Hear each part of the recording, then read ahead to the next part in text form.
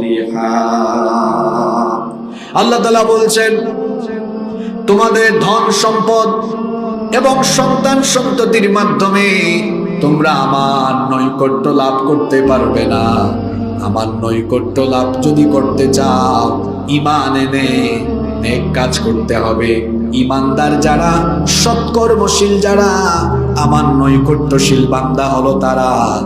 ঈমান এনে যারা সৎ কাজ করবে তাদের পরিণতি কি হবে আল্লাহ পরের অংশে বলছেন, ফাউলাইকা লাহুম জাযাউদ দিআফি বিমা আমিলু ওয়া হুম ফিল গুরফাতি আমিনুন।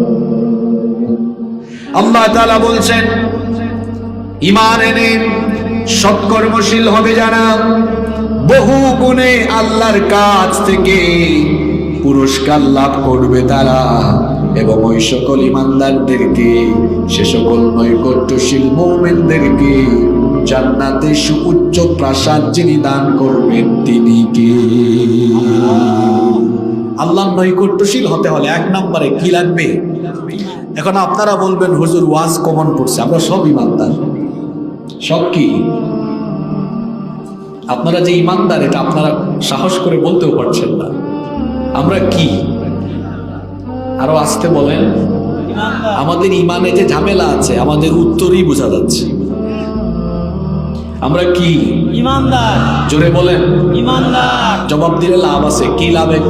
একটু পরে বলছি। আমরা কি? ঈমানদার। যারা বলল না আল্লাহ তুমি তাদেরকে দেখে রাখো।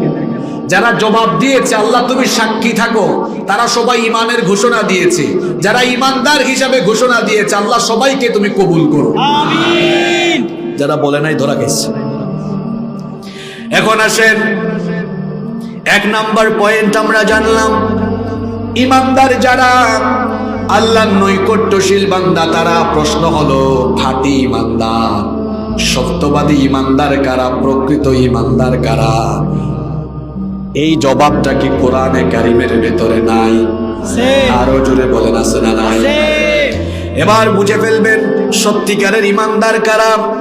কোরআনুল কারিমের 49 নম্বর সূরা সূরাতুল হুজুরাতের 15 নম্বর আয়াতে রব্বুল আলামিন বলছেন, ইন্নামাল মুমিনুনাল্লাযীনা আমানু বিল্লাহি ওয়া রাসূলিহি সুম্মা লাম ইয়ারতাবু ওয়া জাহাদু বিআমওয়ালিহিম